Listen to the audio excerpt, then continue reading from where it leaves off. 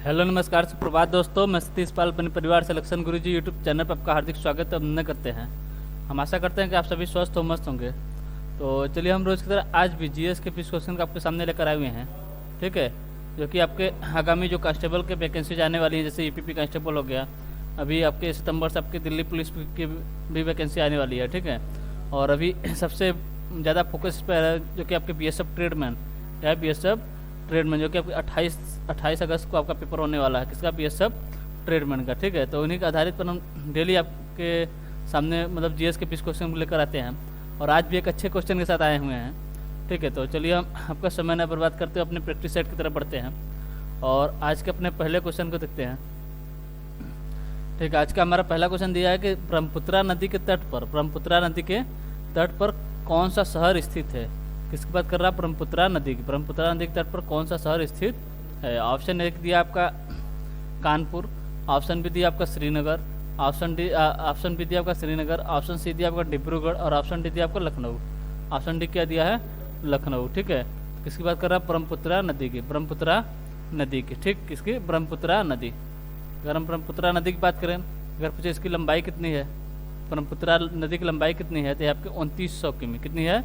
2900 किमी। किसकी लंबाई? आपकी ब्रह्मपुत्रा नदी की। अगर पूछे भारत में इसकी लंबाई कितनी है, भारत में इसकी लंबाई कितनी है, तो यह है आपके 916 किमी। 916 किमी भारत में इसकी लंबाई है। अगर टोटल कितनी लंबाई है, तो 2900 किमी इसकी लंबाई है। अगर पूछे ब्रह्मपुत्रा नदी निकली कहाँ से है, ब्रह्मपुत्रा नदी निकली कहाँ से है, तो निकली आपके तिब्बत में स्थित कैलाश पर्वत के समीप किस ग्लेशियर से निकली है, तो निकली आपकी चेमायुंगडुंग ग्लेशियर से। किससे? चेमायुंगडुंग ग्लेशियर से कौन सी नदी निकली है? आपकी ब्रह्मपुत्रा नदी निकली है। कौन सी? ब्रह्मपुत्रा नदी निकली है। अगर पूछे ब्रह्मपुत्रा नदी को तिब्बत में किस नाम से जाना जाता है, तिब्बत में से किस नाम से पुकारते हैं, तो इसे सांगपो के नाम से जाना जाता है। कहाँ पर? तिब्बत में से सांगपो के नाम से जाना जाता है। अगर पूछे अरुणाचल प्रदेश में किस नाम से जाना जाता है ब्रह्मपुत्रा नदी को? अरुणाचल प्रदेश में किस नाम से जानते हैं? यहाँ जानते हैं आपके दिहांग नदी से। दिहांग, क्या? दिहांग नदी। कहाँ बोलते हैं? आपके अरुणाचल प्रदेश में किस नदी के नाम से जानते हैं? दिहांग नदी के नाम से जानते हैं, ठीक है, ठीक है। उसके बाद पूछे अगर से असम में किस नाम से जानते हैं, तो असम में इसे ब्रह्मपुत्रा के नाम से जानते हैं। असम में ब्रह्मपुत्रा के नाम से जानते हैं, असम में ब्रह्मपुत्रा के नाम से। और उसके बाद आप बात करें अगर बांग्लादेश में ब्रह्मपुत्रा को किस नाम से जानते हैं? यहाँ जानते हैं आपके जमुना के नाम से। किसे? जमुना के नाम से, ठीक है। और यहीं पर बांग्लादेश में ही गंगा को किस नाम से जानते हैं? पद्मा के नाम से। बांग्लादेश में ही गंगा को पूछे तो गंगा को बांग्लादेश में आपके पद्मा के नाम से जानते हैं। किस नाम से? पद्मा से। और जब पद्मा और जमुना का मिलन होता है, मतलब जब ये दोनों मिलती हैं, तो किस नाम से जानी जाती हैं? तो ये मेघना के नाम से। पद्मा प्लस जमुना, जब ये दोनों नदियाँ मिलती हैं तो किस नाम से जानी जाती हैं? तो ये मेघना के नाम से जानी जाती हैं। किस नाम से? मेघना के नाम से जानी जाती है। किसके नाम से? मेघना के नाम से जानी जाती हैं, ठीक है। एक बार फिर से देख लेते हैं। ब्रह्मपुत्रा नदी के तट पर पूछा था कौन सा शहर स्थित है। अगर हम ब्रह्मपुत्रा नदी की बात करें तो इसकी लंबाई कितनी है? 2900 किमी। कितनी है? 2900 किमी किसकी है? ब्रह्मपुत्रा नदी की लंबाई। अगर भारत में इसकी लंबाई कितनी है, तो 916 किमी है।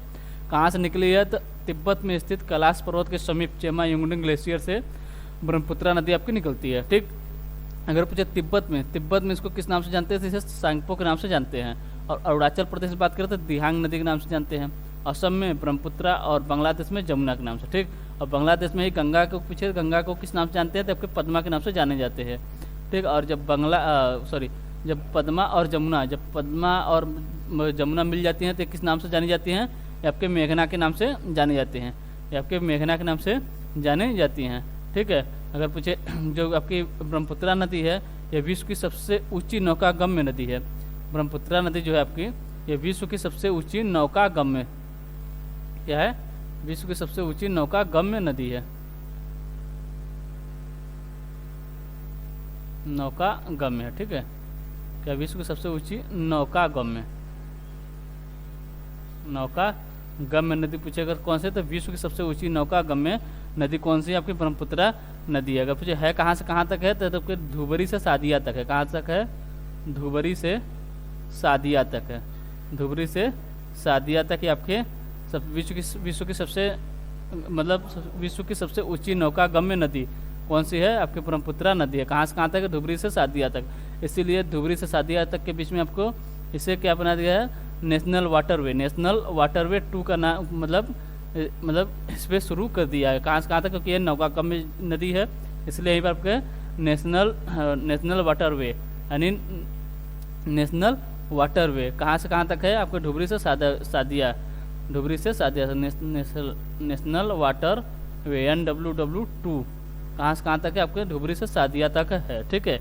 अगर पूछे फर्स्ट कहाँ तक है तो आपका इलाहाबाद से आपके हल्दिया तक है। फर्स्ट जो है आपके इलाहाबाद से हल्दिया तक। ठीक है। तो हमारा क्वेश्चन था कि ब्रह्मपुत्रा नदी के तट पर कौन सा शहर स्थित है।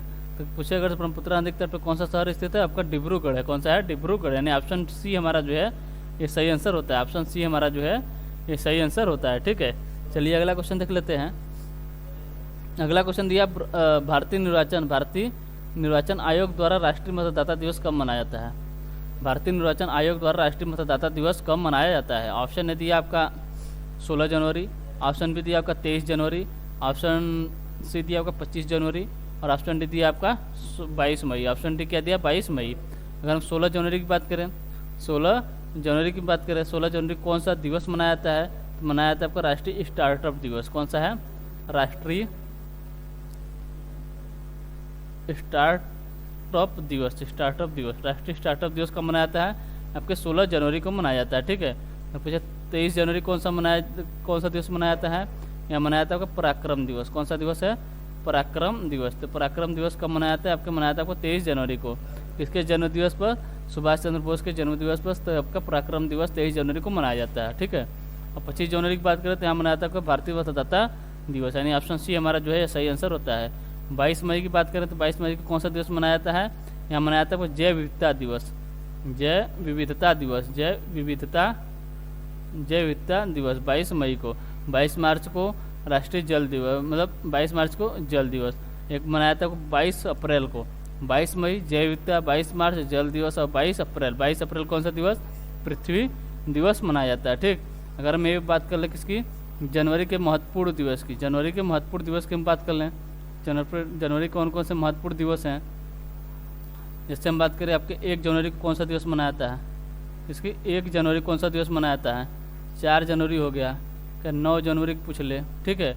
1 जनवरी, 4 जनवरी, 9 जनवरी और 10 जनवरी को अगर पूछ ले कौन सा दिवस मनाया जाता है? इसके बाद कौन सा है? 12 जनवरी हो गया। ठीक है। 12 जनवरी। फिर हो गया आपका 24 जनवरी। ठीक। 24 जनवरी। ठीक है। तो चलिए देख लेते हैं। अगर पूछे 1 जनवरी को कौन सा दिवस मनाया जाता है? तो यहाँ मनाया जाता है आपका DRDO स्थापना दिवस। क्या है? DRDO स्थापना दिवस। DRDO स्थापना दिवस कब मनाया जाता है? आपको 1 जनवरी को मनाया जाता है। 4 जनवरी की बात करें यहाँ पे आपका विश्व ब्रेल दिवस। विश्व ब्रेल दिवस कब मनाया जाता है? आपके 4 जनवरी को मनाया जाता है। ठीक है। 9 जनवरी की बात करें तो यहाँ आपका प्रवासी भारतीय दिवस। प्रवासी भारतीय दिवस कब मनाया जाता है? ये मनाया जाता है आपके 9 जनवरी को। और 10 जनवरी की बात करें यहाँ आपका विश्व हिंदी दिवस। क्या है? विश्व हिंदी दिवस। ठीक है। अगर पूछे राष्ट्रीय हिंदी दिवस कब मनाया जाता है तो मनाया जाता है आपको 14 सितंबर को। ठीक। अगर हम बात करें 12 जनवरी को, 12 जनवरी को कौन सा दिवस मनाया जाता है? यहाँ मनाया जाता है आपको राष्ट्रीय युवा दिवस। राष्ट्रीय युवा दिवस कब मनाया जाता है? ये मनाया जाता है आपके 12 जनवरी को। और 24 जनवरी की बात करें, 24 जनवरी कौन सा दिवस है? यहाँ पर राष्ट्रीय बालिका दिवस। राष्ट्रीय बालिका दिवस कब मनाया था? मनाया था आपके 24 जनवरी को। यहाँ पे अगर हम बात करें 30 जनवरी कौन सा दिवस मनाया जाता है? यहाँ मनाया था आपका शहीद दिवस। क्या है? शहीद दिवस कब मनाया जाता है? मनाया था आपके 30 जनवरी को। 30 जनवरी को शहीद दिवस। ठीक है। चलिए एक बार फिर से देख लेते हैं। दिया था कि भारतीय निर्वाचन आयोग द्वारा राष्ट्रीय मतदाता दिवस कब मनाया जाता है? ऑप्शन ए दिया होगा 16 जनवरी। तो 16 जनवरी कौन सा दिवस मनाया जाता है? राष्ट्रीय स्टार्टअप दिवस मनाया जाता है। ऑप्शन बी दिया होगा 23 जनवरी। 23 जनवरी को आपको पराक्रम दिवस मनाया जाता है, जो कि आपको सुभाष चंद्र बोस के जन्म दिवस पर मनाया जाता है। ऑप्शन सी दिया आपका 25 जनवरी, जो कि आपकी मतलब कौन सा दिवस मनाया जाता है? वो राष्ट्रीय मतदाता दिवस मनाया। नहीं, ऑप्शन सी हमारा जो है ये सही आंसर होता है। और ऑप्शन डी की अगर हम बात कर लें तो यहाँ आपका जैव विविधता दिवस क्या दिया है? 22 मई। 22 मई जैव विविधता दिवस। यहाँ पे देखें तो 22 मई को हो गया जैव विविधता दिवस। देखिए आपका 22 मार्च 22 मार्च, यहाँ हो जाएगा आपका जल दिवस। एक है आपका 22 अप्रैल, 22 अप्रैल, 22 अप्रैल कौन सा दिवस मनाया जाता है? यहाँ पृथ्वी दिवस मनाया जाता है, पृथ्वी दिवस है, ठीक है। अगर हम जनवरी के महत्वपूर्ण दिवस की बात करें तो यहाँ हो गया आपका 1 जनवरी की बात करें तो 1 जनवरी को क्या गया आपका DRDO स्थापना दिवस। 4 जनवरी को विश्व ब्रेल दिवस, और 9 जनवरी को आपका प्रवासी भारतीय दिवस। 10 जनवरी को विश्व हिंदी दिवस, और 14 सितंबर को कौन सा दिवस मनाया जाता है? आपका राष्ट्रीय हिंदी दिवस। तो राष्ट्रीय हिंदी दिवस पूछे 14 सितंबर, लेकिन अगर से विश्व हिंदी दिवस पूछे तो आपका 10 जनवरी, ठीक है।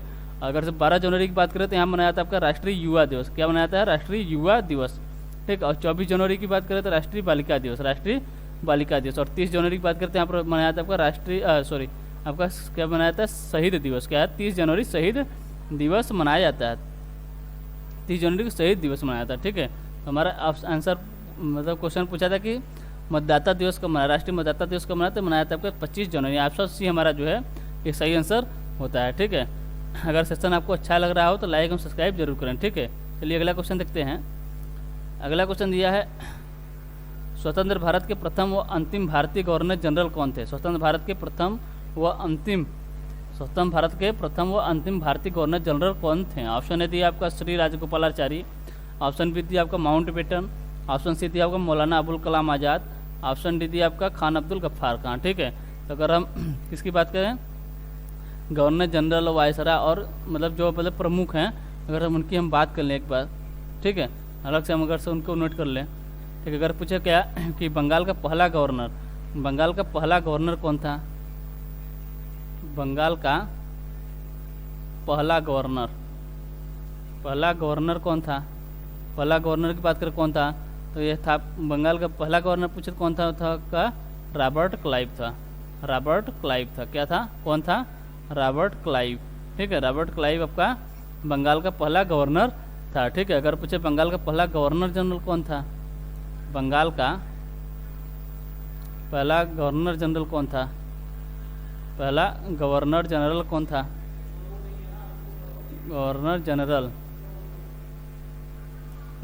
जनरल कौन था? ये हो गया आपका बंगाल का पहला गवर्नर रॉबर्ट क्लाइव। अगर पूछे बंगाल का पहला गवर्नर जनरल कौन था, ये था आपका वारेन हेस्टिंग्स। कौन था? वारेन हेस्टिंग्स आपका बंगाल का पहला गवर्नर जनरल था। अगर पूछे भारत का पहला गवर्नर जनरल भारत का पहला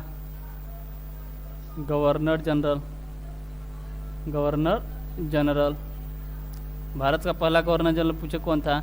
ये था आपका बैटिंग था। कौन था? बैटिंग आपका भारत का पहला गवर्नर जनरल था, ठीक है। अगर पूछे भारत का पहला वायसराय कौन था, यहाँ पर देख लेते हैं। भारत का पहला वायसराय भारत का पहला वायसराय कौन था? तो ये था आपका कैनिंग। कौन था? कैनिंग कौन था? ये भारत का पहला वायसराय था, ठीक है। अगर पूछे स्वतंत्र भारत का पहला गवर्नर जनरल कौन था? स्वतंत्र भारत का पहला गवर्नर जनरल कौन था? स्वतंत्र भारत का पहला गवर्नर जनरल कौन था? ये था आपका माउंटबेटन। कौन था? माउंटबेटन, ठीक है, माउंटबेटन। पूछे स्वतंत्र भारत के प्रथम व अंतिम भारतीय गवर्नर जनरल कौन थे? ये थे आपके श्री राजगोपालाचारी। कौन थे? श्री राजगोपालाचारी, यानी ऑप्शन ए हमारा जो है सही आंसर होता है, ठीक है। एक बार फिर से देख लेते हैं। दिया था कि पूछा था कि स्वतंत्र भारत के प्रथम व तथा अंतिम गवर्नर जनरल कौन थे? तो थे आपके श्री राजगोपालाचारी थे। अगर पूछे बंगाल का पहला गवर्नर कौन था? तो अब था रॉबर्ट क्लाइव। बंगाल का पहला गवर्नर जनरल कौन था? तो वारेन हेस्टिंग था। भारत का पहला गवर्नर जनरल कौन था? तो था आपका बैटिंग, ठीक। अब भारत का पहला वायसराय कौन था? तो था आपका कैनिंग। और स्वतंत्र भारत का पहला गवर्नर जनरल कौन था? तो था आपका माउंटबेटन, ठीक। चलिए अगला क्वेश्चन देख लेते हैं। अगला क्वेश्चन दिया आपका कि बांदा, सोनभद्र और मिर्ज़ापुर जिलों में कौन सा खनिज पाया जाता है? बांदा, सोनभद्र और मिर्ज़ापुर जिलों में कौन सा खनिज पाया जाता है? ऑप्शन ए दिया आपका डोलोमाइट, ऑप्शन बी दिया आपका लोहा, ऑप्शन सी दिया आपका चांदी, ऑप्शन डी दिया आपका मैग्नीज। तो बांदा, सोनभद्र और मिर्ज़ापुर की बात करें तो कौन सा खनिज पाया जाता है? पाया जाता है आपका डोलोमाइट, यानी ऑप्शन ए हमारा जो है ये सही आंसर होता है, ठीक है। चलिए अगला क्वेश्चन देखते हैं। अगला क्वेश्चन दिया है, भारत का सबसे पुराना राष्ट्रीय पार्क कौन सा है? भारत का सबसे पुराना राष्ट्रीय पार्क कौन सा है? ऑप्शन ए दिया आपका काजीरंगा पार्क, ऑप्शन बी दिया आपका हेमिस राष्ट्रीय पार्क, ऑप्शन सी दिया आपका राजाजी राष्ट्रीय पार्क और ऑप्शन डी दिया आपका जिम कॉर्बेट राष्ट्रीय पार्क। ऑप्शन डी क्या दिया है? जिम कॉर्बेट राष्ट्रीय पार्क। पूछा भारत का सबसे पुराना कौन राष्ट्रीय पार्क कौन सा है? तो ये आपका जिम कॉर्बेट राष्ट्रीय पार्क है। कौन सा है? जिम कॉर्बेट राष्ट्रीय पार्क, यानी ऑप्शन डी हमारा जो है ये सही आंसर होता है। पूछे है कहाँ पर है? ये तो आपके उत्तराखंड में। कहाँ पर है? उत्तराखंड में। ठीक है, अगर हम ऑप्शन ए की बात करें काजीरंगा राष्ट्रीय पार्क कहाँ पर है, तो यह कहाँ पर है आपके? ये असम में है। कहाँ पर है? असम में है। ठीक है, असम में कौन सा है? ये आपका काजीरंगा राष्ट्रीय पार्क है। असम में काजीरंगा राष्ट्रीय पार्क है। अगर हम असम की बात करें तो यहाँ पे आपके 7 प्रमुख हम राष्ट्रीय पार्कों के बारे में आपको बताए थे। ठीक है, चलिए एक बार फिर से देख लेते हो कौन कौन से राष्ट्रीय पार्क हैं। ठीक, एक तो हो गया आपका काजीरंगा राष्ट्रीय पार्क हो गया, एक है आपका मानस राष्ट्रीय पार्क। क्या हो गया? मानस राष्ट्रीय पार्क। काजीरंगा हो गया, मानस हो गया, एक है आपका नामेरी। क्या है? नामेरी राष्ट्रीय पार्क। पूछे कहाँ पर है? तो भी आपके असम में है। ठीक है, फिर आपका डिब्रू सैखोवा, इसे सैखोवा भी कभी बोलते हैं, सैखोवा। ठीक है, देखोगे आपका काजीरंगा, मानस, नामेरी, डिब्रू सैखोवा। फिर आपके राजीव गांधी, इसी का नाम क्या है? राजीव गांधी। इसका नाम क्या बोलते हैं? इसे ओरंग के नाम से भी जानते हैं, ओरंग। ठीक है, ओरंग या राजीव गांधी राष्ट्रीय पार्क कहाँ पर है? आपके असम में। कहाँ पर है? असम में है। ठीक है, एक है आपका देहिंग पटकई। क्या है? देहिंग पटकई। कितने हो गए? मानस, नामेरी, डिब्रू सैखोवा, राजीव गांधी, देहिंग पटकई और एक हो गया आपका काजीरंगा। ठीक है, 6 हो गए ना। एक है आपका रायमोना। कौन सा है? रायमोना राष्ट्रीय पार्क। कौन कौन से गए? ठीक है, 7 हुए नहीं। देखिए, काजीरंगा हो गया, मानस हो गया, नामेरी हो गया, डिब्रूगढ़ सैखोवा हो गया, राजीव गांधी यानी ओरंग हो गया, एक हो गया आपका देहिंग पटकई और एक हो गया आपका रायमोना। ये आपके 7 प्रमुख राष्ट्रीय उद्यान कहाँ पर हैं? ये आपके असम में है। ठीक है, एक बार फिर से आपको नोट कर लीजिएगा कि कौन कौन से हैं। ठीक, काजीरंगा, मानस, नामेरी, डिब्रू सैखोवा, राजीव गांधी, इसी का नाम है आपका ओरंग, और एक आपका देहिंग पटकई और एक आपका रायमोना राष्ट्रीय पार्क। ये आपके 7 प्रमुख राष्ट्रीय पार्क कहाँ के हैं? आपके असम के हैं। ठीक, अगर हम किसकी बात करें, ऑप्शन बी की बात करें, ऑप्शन बी दिया आपका हेमिस राष्ट्रीय पार्क। ये कहाँ पर है? आपके लद्दाख में। कहाँ पर है? लद्दाख में। हेमिस राष्ट्रीय पार्क कहाँ पर है? लद्दाख में। ठीक है, और राजाजी राष्ट्रीय पार्क की बात करें, ये भी आपके उत्तराखंड में। कहाँ पर है? उत्तराखंड में। अगर हम उत्तराखंड के और राष्ट्रीय पार्क की बात करें, यहाँ पर आपके नंदा देवी। क्या है? नंदा देवी। एक है आपका फूलों की घाटी, नंदा देवी हो गया, फूलों की घाटी हो गया। एक है आपका गंगोत्री। ठीक है, ये सब कहाँ पर हैं? ये सब आपके उत्तराखंड में। कौन कौन से हैं? राजाजी राष्ट्रीय पार्क, जिम कॉर्बेट राष्ट्रीय पार्क, नंदा देवी, फूलों की घाटी और गंगोत्री। कहाँ पर हैं? ये आपके उत्तराखंड में है। ठीक है, तो क्वेश्चन था कि भारत का सबसे पुराना राष्ट्रीय पार्क कौन सा है? तो आपका जिम कॉर्बेट राष्ट्रीय पार्क, जो कि आपके उत्तराखंड में स्थित है। ठीक, यानी ऑप्शन डी हमारा जो है ये सही आंसर होता है। चलिए अगला क्वेश्चन देख लेते हैं। अगला क्वेश्चन दिया डेनमार्क की राजधानी का नाम पूछा है। क्या पूछा है कि डेनमार्क की राजधानी का नाम क्या है? ऑप्शन ए दिया आपका कोपेनहेगन, ऑप्शन बी दिया आपका ब्रिस्टल, ऑप्शन सी दिया आपका सिडनी और ऑप्शन डी दिया आपका कैनबरा। तो अगर डेनमार्क की राजधानी की बात करें क्या है, तो आपका कोपेनहेगन, यानी ऑप्शन ए हमारा जो है ये सही आंसर होता है। ठीक है, चलिए अगला क्वेश्चन देखते हैं। अगला क्वेश्चन दिया है 1932 का पूना पैक्ट महात्मा गांधी और डैश के बीच एक समझौता था।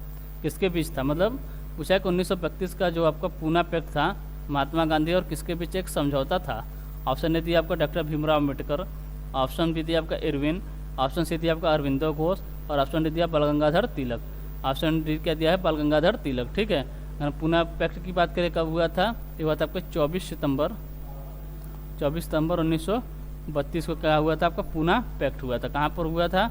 आपके मतलब कहाँ पर हुआ, मतलब इसमें अगर पूछे कहाँ पर हुआ था आपके यरवदा जेल में हुआ था, क्योंकि महात्मा गांधी इसमें कहाँ पर थे? ये आपके यरवदा जेल में थे। ठीक है, इसमें मतलब किस पर समझौता हुआ था? तो जो 71 सीटें थी इसे बढ़ाकर कितना कर दिया गया? 148 सीटें आरक्षित की गई थी। मतलब इसी आरक्षित सीटों के लिए समझौता हुआ था। किसके बीच हुआ था? हुआ था महात्मा गांधी और भीमराव अम्बेडकर के बीच, यानी ऑप्शन ए हमारा जो है ये सही आंसर होता है। ठीक है, चलिए अगला क्वेश्चन देखते हैं। अगला क्वेश्चन दिया सूर्य या अन्य तारों की ऊर्जा का स्रोत क्या है? सूर्य या अन्य तारों की ऊर्जा का स्रोत क्या है? ऑप्शन ए दिया आपका हीलियम गैस का दहन, ऑप्शन बी दिया आपका नाभिकीय संलयन, और ऑप्शन सी दिया आपका नाभिकीय विखंडन, ऑप्शन डी दिया हाइड्रोजन गैस का दहन। तो किसकी बात का सूर्य या अन्य तारों की ऊर्जा का स्रोत क्या है? तो आपका नाभिकीय संलयन, यानी ऑप्शन बी हमारा जो है ये सही आंसर होता है। ठीक है, चलिए अगला क्वेश्चन देख लेते हैं। अगला क्वेश्चन दिया राष्ट्रीय ध्वज के चक्र में कितनी तिलियां होती हैं? राष्ट्रीय ध्वज के चक्र में कितनी तिलियां होती हैं? ऑप्शन ए दिया आपका 20, ऑप्शन बी दिया आपका 23, ऑप्शन सी दिया आपका 24 और ऑप्शन डी दिया आपका 22। किसकी बात कर रहा है? राष्ट्रीय ध्वज की बात कर रहा है, राष्ट्रीय ध्वज की बात कर रहा है। तो कितनी तिलियां होती हैं? आपकी 24 तिलियां होती है। तिलियां कहाँ से ली गई हैं? आपके अशोक स्तंभ से ली गई हैं। ठीक है, अगर पूछे राष्ट्रीय ध्वज को भारतीय संविधान में मतलब भारतीय सरकार द्वारा कब अपनाया गया था? ये अपनाया गया था 22 जुलाई 1947 को, 22 जुलाई 1947 से अपनाया गया था। ठीक है, एक इसमें एक सिंपल मतलब क्वेश्चन पूछता है कि राष्ट्रीय ध्वज का जो चौड़ाई और लंबाई का अनुपात है वो कितना है? ठीक है, हम आप भी बताइए कितना है इसकी चौड़ाई और लंबाई का अनुपात। चौड़ाई और लंबाई का अनुपात कितना है? ये कितना है आपका? 2:3 है। चौड़ाई और लंबाई का पूछा है, न कि लंबाई और चौड़ाई का। ठीक है, क्वेश्चन क्योंकि लंबाई और चौड़ाई सब मतलब रट के बैठे हैं 3:2, लेकिन क्वेश्चन आज के युग में क्या हो रहा है, मतलब उसे थोड़ा सा पलट दे रहा है। तो लंबाई और चौड़ाई न पूछ के क्या पूछ लेता है? चौड़ाई और लंबाई का अनुपात। क्या हो जाएगा आपका? 2:3 हो जाएगा। क्या हो जाएगा? 2:3 हो जाएगा। अगर हम पूछे राष्ट्रीय ध्वज का जो डिजाइन किसने किया था, तो किए थे आपके पिंगली वेंकैया ने। किसने किया था? पिंगली वेंकैया ने किए थे। ठीक, चलिए अगला क्वेश्चन देख लेते हैं। अगला क्वेश्चन दिया आपका सिंधु घाटी सभ्यता के किस शहर का शाब्दिक अर्थ मृतकों का टीला है? सिंधु घाटी सभ्यता के किस शहर का शाब्दिक अर्थ क्या है? शाब्दिक अर्थ क्या है? मृतकों का टीला। ऑप्शन ए दिया आपका मेसोपोटामिया, ऑप्शन बी दिया आपका मोहनजोदड़ो, ऑप्शन सी दिया आपका बालाकोट और ऑप्शन डी दिया आपका हड़प्पा।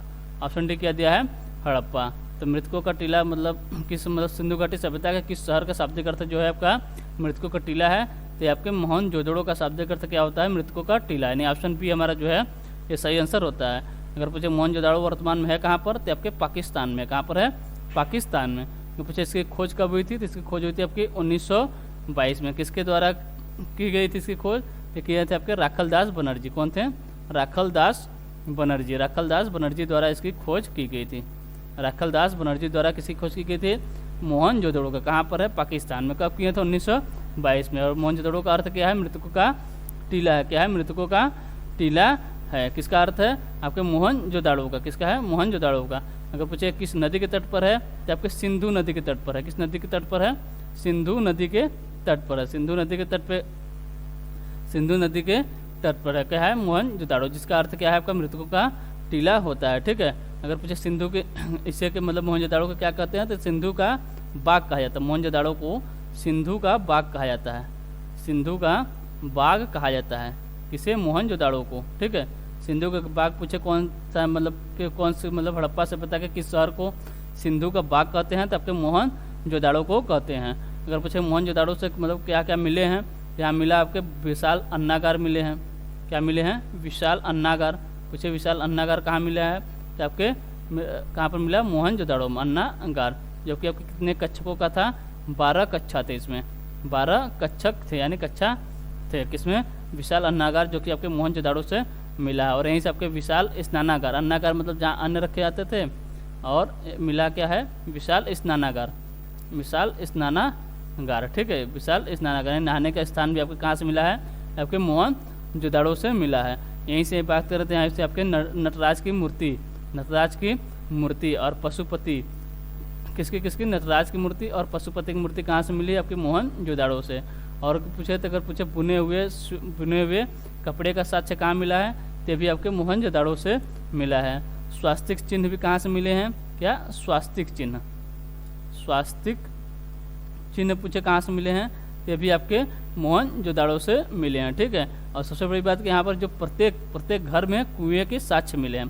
कहाँ से? मोहनजोदड़ो से। ठीक, फिर से एक बार देख लेते हैं। मोहनजोदड़ो अगर पूछे वर्तमान में है कहाँ पर? तो आपके पाकिस्तान में है। इसकी खोज राखलदास बनर्जी द्वारा कब? 1922 में। किस नदी के तट पर है? आपके सिंधु नदी के तट पर है। ठीक है, अगर पूछे हड़प्पा सभ्यता के किस शहर को सिंधु का बाग कहते हैं? तो आपके मोहनजोदड़ो को सिंधु का बाग कहते हैं। अगर पूछे मोहनजोदाड़ो से क्या क्या मिले हैं, तो यहाँ से मिले हैं कि विशाल अन्नागार, विशाल स्नानागार मिले हैं। और क्या मिले हैं, तो यहाँ से आपके नटराज की मूर्ति, क्या नटराज की मूर्ति और भगवान पशुपति की मूर्ति का कहाँ से मिले हैं, आपके मोहनजोदाड़ो से मिले हैं। कहाँ से, मोहनजोदाड़ो से मिले हैं। और यहीं से आपके बुने हुए कपड़े के साक्ष्य पूछे कहाँ से मिले, अभी आपके मोहनजोदाड़ो से मिले हैं। स्वास्तिक चिन्ह कहाँ से मिले हैं, आपके मोहनजोदाड़ो से मिले हैं। और सबसे बड़ी बात, प्रत्येक घरों में कुएं के साक्ष्य, प्रत्येक घर में कुएं के साक्ष्य कहाँ से मिले हैं, आपके ये भी आपके कहाँ से मिले हैं, आपके मोहनजोदाड़ो से मिले हैं। ठीक है, चलिए अगला क्वेश्चन देख लेते हैं। अगला क्वेश्चन दिया, पृथ्वी सूर्य से तीसरा ग्रह है। पृथ्वी जो है सूर्य से तीसरा ग्रह है तथा यह बीच में अवस्थित है। तथा यह बीच में क्या है, तथा यह बीच में अवस्थित, मतलब किन दो ग्रहों के बीच में स्थित है। कौन, पृथ्वी की बात कर रहा है। ठीक है, तो ऑप्शन ए दिया आपका शुक्र एवं मंगल के, ऑप्शन बी दिया आपका मंगल एवं बृहस्पति के, ऑप्शन सी दिया आपका शुक्र एवं बृहस्पति के, ऑप्शन डी दिया आपका बुध या शुक्र के। ठीक, अगर हम किसकी बात करें, पहले देख लेते हैं सूर्य से दूरी के क्रम में, अगर किसकी बात करें, ग्रहों की बात करें, सूर्य से दूरी ग्रह के क्रम में कौन कौन से हैं। सबसे नज़दीकी ग्रह कौन सा है, बुध है, फिर है आपका शुक्र है, बुध शुक्र, फिर है आपका पृथ्वी है, बुध शुक्र पृथ्वी मंगल के बाद आता है आपका बृहस्पति,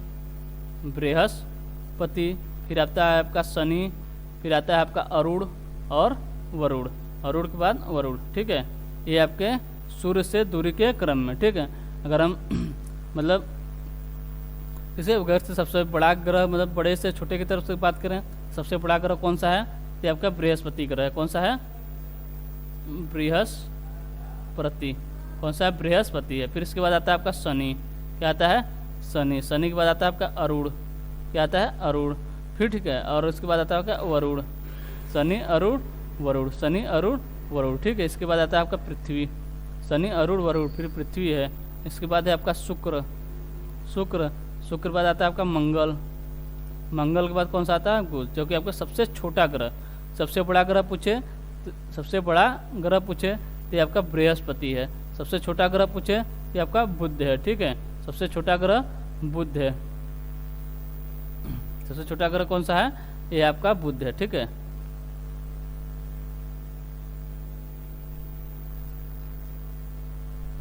कौन सा है, बुध। ठीक, तो ऊपर था आपका सूर्य से दूरी के क्रम में सबसे नज़दीकी ग्रह कौन सा, सूर्य के सबसे नज़दीकी ग्रह कौन सा है, बुध है, फिर शुक्र है, पृथ्वी है, मंगल। और ये जो आपके चार जो ग्रह हैं, इन्हें आंतरिक ग्रह के नाम से भी जाना जाता है, और जो आपके मतलब सूर्य के ग्रह में जो बृहस्पति, शनि, अरुण, वरुण हैं, ये आपके वाह्य ग्रह के नाम से जाने जाते हैं। ठीक है, कभी कभी क्वेश्चन पूछ लेता है कि मतलब आंतरिक ग्रहों में सबसे क्षेत्रफल के हिसाब से सबसे बड़ा ग्रह कौन सा है, तो कौन सा हो जाएगा, आपका पृथ्वी हो जाएगा। आंतरिक ग्रहों में अगर बात करें सबसे बड़ा ग्रह पूछे तो कौन सा हो जाएगा, आपका पृथ्वी हो जाएगा। ठीक है, ठीक, तो चलिए कुछ पूछा था कि पृथ्वी सूर्य से तीसरा ग्रह है, यहाँ पर देखिए है पृथ्वी सूर्य से तीसरा ग्रह। ठीक, तथा यह बीच में अवस्थित है, मतलब किसके बीच में स्थित है, तो पृथ्वी किसके बीच में स्थित है, ये आपके शुक्र और मंगल के बीच में स्थित है, यानी ऑप्शन ए हमारा जो है ये सही आंसर होता है, सही आंसर होता है। ठीक है, अगर हम क्षेत्रफल के हिसाब से देखें सबसे बड़ा ग्रह कौन सा है, आपका बृहस्पति है, शनि है, अरुण है, वरुण है, पृथ्वी है, शुक्र है, मंगल और बुध है। अगर पूछे पृथ्वी क्षेत्रफल के हिसाब से किस नंबर पे है, मतलब बड़े ग्रह में किस नंबर पे आता है, तो आपके 5वें नंबर पर आता है। किस नंबर पे, 5वें नंबर पे। अगर सही पूछ ले कल तो आंतरिक ग्रहों में सबसे बड़ा ग्रह कौन सा है क्षेत्रफल के हिसाब से, तो आपका पृथ्वी हो जाएगा। कौन सा हो जाएगा, पृथ्वी हो जाएगा। ठीक है, चलिए अगला क्वेश्चन देख लेते हैं। अगला क्वेश्चन दिया, निम्न में कौन यमुना की सहायक नदी नहीं है, ऑप्शन ए दिया आपका केन, ऑप्शन बी दिया आपका बेतवा, ऑप्शन सी दिया आपका चंबल और ऑप्शन डी दिया आपका कल्याणी। किसकी बात कर रहा है, यमुना नदी की। अगर हम यमुना नदी की बात करें, अगर पूछे यमुना नदी निकली कहाँ से है, तो निकली आपकी यमुनोत्री हिमनत से। कहाँ से,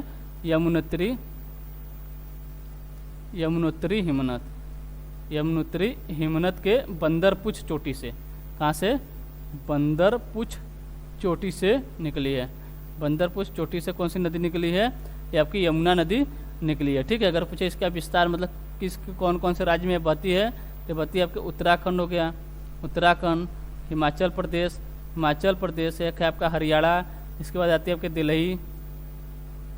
दिल्ली और यूपी में, ठीक है। उत्तराखंड से निकलकर यूपी के इलाहाबाद में जाकर आपके गंगा नदी से मिल जाती है। कहाँ पर?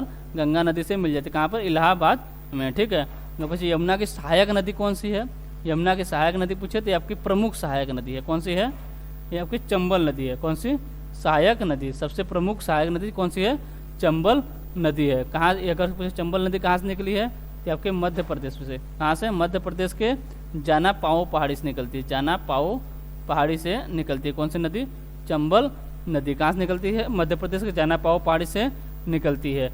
और कहाँ पर गंगा नदी से मिलती है तो आपके इटावा में जाकर मिलती है। कहाँ पर? इटावा में गंगा नदी से जाकर, जबकि यमुना की सहायक नदी है चंबल नदी, ये कहाँ पर मिलती है? आपके इटावा में जाके यमुना नदी से मिल जाती है। किससे? यमुना नदी से मिल जाती है, ठीक है। अब पूछे इसी चंबल नदी पर मतलब 3 प्रमुख बांध भी हैं। कौन कौन से हैं? एक है आपका गांधी सागर बांध, ये कहाँ पर है? आपके मध्य प्रदेश में। कहाँ पर है? मध्य प्रदेश में। एक है आपके जवाहर सागर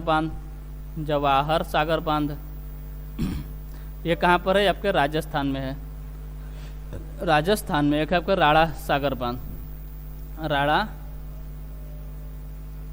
राणा प्रताप सागर, ये कहाँ पर है? ये आपके राजस्थान में है। किस नदी पर है? ये तीनों आपके किस नदी पर हैं? आपके चंबल नदी पर। कहाँ पर हैं? चंबल नदी पर। तीनों आपके चंबल नदी पर स्थित हैं, ठीक है। अगर फिर चंबल नदी की सहायक नदियाँ कौन कौन सी हैं? चंबल नदी की सहायक नदी कौन कौन सी हैं? एक है आपकी बनास नदी, क्या है? बनास नदी है। एक है आपकी छिप्रा नदी है। कौन सी है? छिप्रा नदी है। एक है आपकी काली सिंध, क्या है? काली सिंध। ये आपकी 3 प्रमुख आपकी किसकी सहायक नदी है? आपकी चंबल की सहायक नदी है, ठीक है। क्वेश्चन की तरफ बढ़ते हैं। क्वेश्चन दिया था निम्न में से कौन यमुना की सहायक नदी नहीं है? अगर हम केन की बात करें तो ये भी किसकी सहायक नदी है? आपकी यमुना की सहायक नदी है। बेतवा की बात करें तो ये भी आपकी किसकी सहायक नदी है? ये भी आपके यमुना की सहायक नदी है। और बेतवा नदी खास बात बताया तो इस पर एक मतलब बांध है। कौन सा? माता टीला बांध। कैसे? कौन सा? माता टीला बांध कहाँ पर है? ये आपके बेतवा नदी पर। कहाँ पर? बेतवा नदी पर स्थित है, ठीक है। और चंबल नदी तो अभी बताएं आपके इसके बारे में कहानी की किसकी सहायक नदी है? यमुना नदी की प्रमुख सहायक नदी। जबकि कल्याणी नदी है ये आपकी यमुना की सहायक नदी नहीं है। यानी ऑप्शन डी हमारा जो है ये सही आंसर होता है। ऑप्शन डी हमारा जो है ये सही आंसर होता है, ठीक है। अगर एक बार और हम बात करें, पूछा तो यमुना नदी, तो यमुना नदी के पूछे अगर निकली कहाँ पर है तो कि यमुनोत्री हिमनद बंदरपुर चोटी से निकली है। अगर पूछे इसका विस्तार कहाँ से कहाँ तक है, मतलब कहाँ से, मतलब कि कौन कौन से राज्य से बहती है, तो आपको उत्तराखंड से निकलकर हिमाचल प्रदेश, हरियाणा, दिल्ली और यूपी में जाकर इलाहाबाद से मिल जाती है। इसकी प्रमुख सहायक नदी चंबल नदी कहाँ से निकली है? आपके मध्य प्रदेश के जाना पाओ पहाड़ी से निकलती है और जाके इटावा में आपके यमुना नदी से मिल जाती है। चंबल नदी प्रमुख आपके सागर है, मतलब बांध हैं। गांधी सागर बांध मध्य प्रदेश में, जवाहर सागर बांध राजस्थान में, राणा प्रताप सागर आपके राजस्थान में, ठीक है। और चंबल की सहायक नदी कौन कौन सी हैं? काली सिंध है, छिप्रा है और बनास है, ठीक। अब बेतवा नदी की बात करें तो माता टीला बांध किस पर है? बेतवा नदी पर है, ठीक है। चलिए अगला क्वेश्चन देखते हैं। अगला क्वेश्चन दिया शास्त्रीय संगीत किस वेद से लिया गया? शास्त्रीय संगीत किस वेद से लिया गया? ऑप्शन ने दिया आपका ऋग्वेद से, ऑप्शन बी दिया आपका यजुर्वेद, ऑप्शन सी दिया आपका सामवेद और ऑप्शन डी दिया आपका अथर्ववेद। ऑप्शन डी क्या दिया है? अथर्ववेद। पूछा कि तो कौन सा शास्त्रीय संगीत किस वेद से लिया गया है? तो अगर हम किसकी बात करें, शास्त्रीय संगीत किस वेद से लिया गया? आपके सामवेद से लिया गया। यानी ऑप्शन सी हमारा जो है ये सही आंसर होता है। किस वेद से? सामवेद से। सबसे पुराना वेद ऋग्वेद और सबसे नया वेद कौन सा है? ये आपका अथर्ववेद है। क्या है? अथर्ववेद सबसे नया वेद है, ठीक है। चलिए अगला क्वेश्चन देख लेते हैं। अगला क्वेश्चन देख, और जो आपका ये क्वेश्चन था शास्त्रीय संगीत मतलब वेद के बारे में भी हम कल के ही सेट में आपको बताए थे, ठीक है।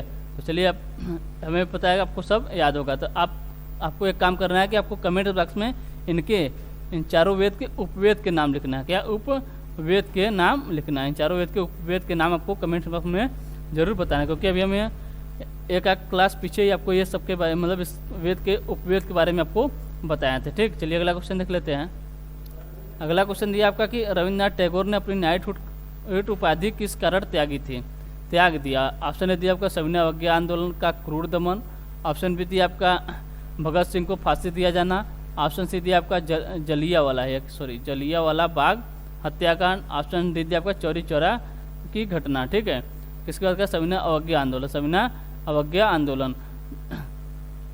ऑप्शन ए दिया आपका सविनय अवज्ञा आंदोलन का क्रूर दमन। तो ये कब से कब तक चला था सविनय अवज्ञा आंदोलन, चला था आपका 1930 से 34 के बीच, ठीक।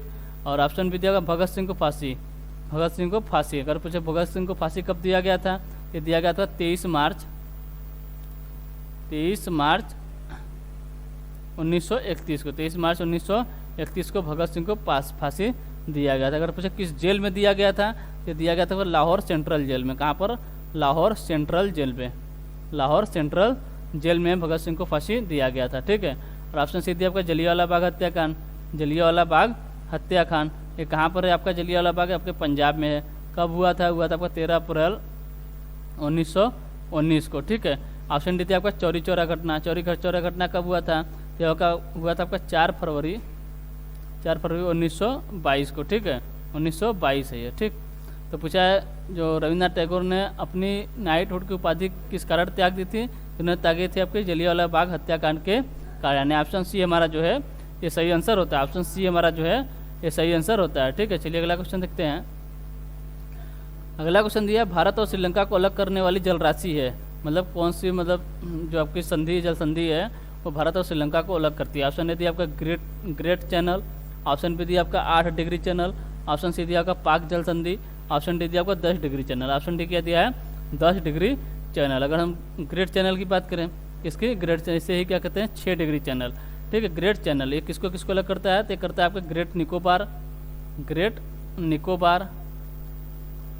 ग्रेट निकोबार और आपके सुमात्रा, किसको, सुमात्रा द्वीप को, जो कि आपकी इंडोनेशिया का द्वीप है, इसका इंडोनेशिया का द्वीप है, इसको अलग करता है। कौन सा, ग्रेट चैनल या महान चैनल, इसे ही क्या कहते हैं 6 डिग्री चैनल। अगर हम 8 डिग्री चैनल की बात करें, इसकी 8 डिग्री चैनल की बात करें तो ये किसको अलग करता है, ये मिनिकॉय द्वीप और मालदीव को अलग करता है। किसको, मिनिकॉय द्वीप, किसको अलग करता है, मिनिकॉय द्वीप और मालदीव को, मिनिकॉय द्वीप और मालदीव को। मिनिकॉय द्वीप मालदीव को कौन सा चैनल अलग करता है, 8 डिग्री चैनल। अगर पूछे भारत और श्रीलंका कौन सा अलग करता है, आपका पाक जल संधि, यानी ऑप्शन सी हमारा जो है ये सही आंसर होता है। अगर हम पूछे 10 डिग्री चैनल की बात करें तो किसको किसको अलग करता है, तो करता है आपका लघु अंडमान और कार निकोबार को, लघु अंडमान और कार निकोबार को, लघु अंडमान और कार निकोबार को कौन सा डिग्री मतलब अलग करता है, ये करता है आपका 10 डिग्री चैनल, ठीक है, 10 डिग्री चैनल। इसी प्रकार है आपका एक 9 डिग्री चैनल, क्या है, 9 डिग्री चैनल। अब पूछिए ये किसको अलग करता है, तो आपके मिनिकॉय द्वीप और कैनानोर द्वीप को, मिनिकॉय द्वीप और किसको है, एक आपका कैनानोर द्वीप,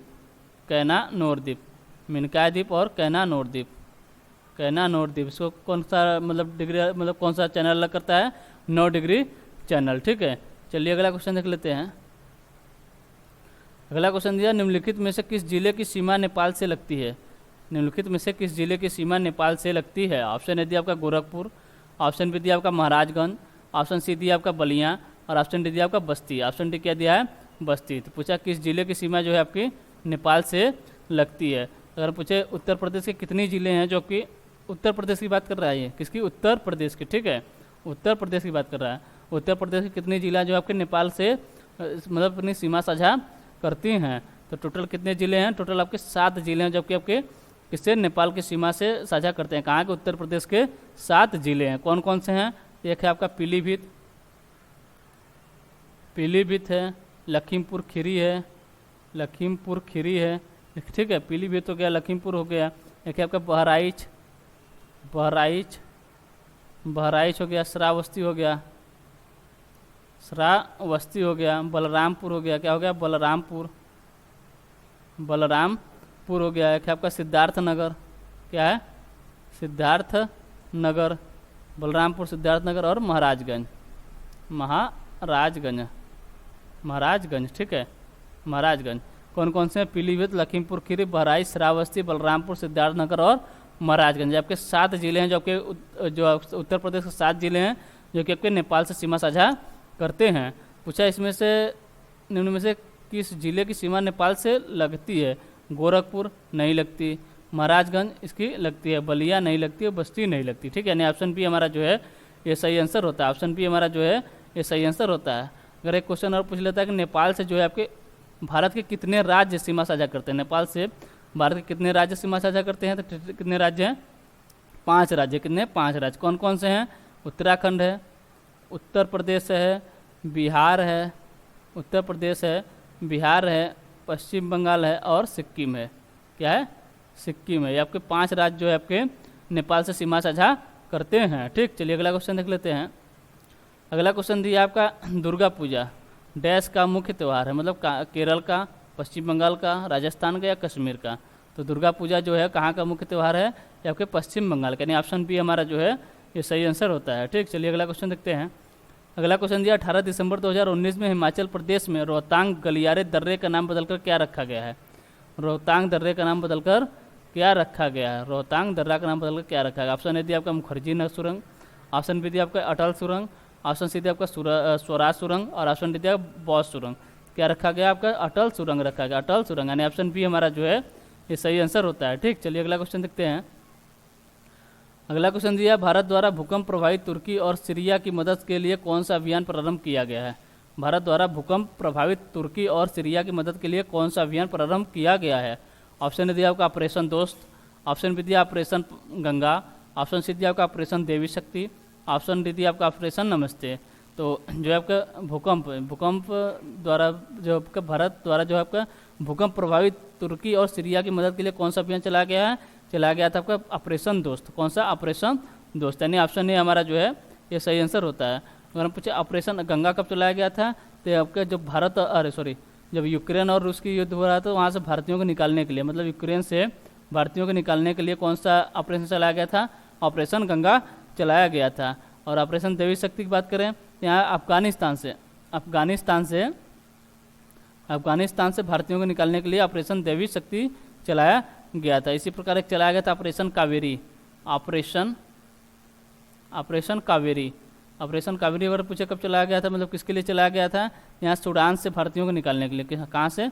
सूडान से भारतीयों को निकालने के लिए ऑपरेशन कावेरी चलाया गया था। और इसमें एक मतलब नेवी की जहाज भी सम्मिलित थे। जहाज का क्या नाम था? जहाज का नाम पूछे कौन था, क्या था? तो था आपका INS सुमेधा। ठीक है, क्या नाम था? INS सुमेधा का प्रयोग कहाँ किया गया था? ऑपरेशन कावेरी, जो कि आपकी सूडान में चलाया गया था। ठीक है, और ऑपरेशन दोस्त भारत द्वारा भूकंप प्रभावित तुर्की और सीरिया की मदद के लिए ऑपरेशन दोस्त, और यूक्रेन से भारतीयों को निकालने के लिए ऑपरेशन गंगा, अफगानिस्तान से लाने के लिए ऑपरेशन देवी शक्ति और ऑपरेशन कावेरी की बात करते हैं सूडान में चलाया गया था। ठीक, चलिए अगला क्वेश्चन देख लेते हैं। अगला क्वेश्चन दिया प्रकाशित विक्ट्री सिटी उपन्यास के लेखक कौन है? ऑप्शन ए दिया आपका चेतन भगत, ऑप्शन बी दिया आपका सलमान रुश्दी है, ये सलमान रुश्दी। ठीक, ऑप्शन सी दिया आपका तस्लीमा नसरीन और ऑप्शन डी दिया आपका इनमें से कोई नहीं। ऑप्शन डी क्या दिया? इनमें से कोई नहीं। प्रकाशित विक्ट्री सिटी उपन्यास जो है किसके लेखक कौन है? तो आपके सलमान रुश्दी, यानी ऑप्शन बी हमारा जो है ये सही आंसर होता है। ठीक है, तो चलिए आज के लिए बस इतना ही रखते हैं।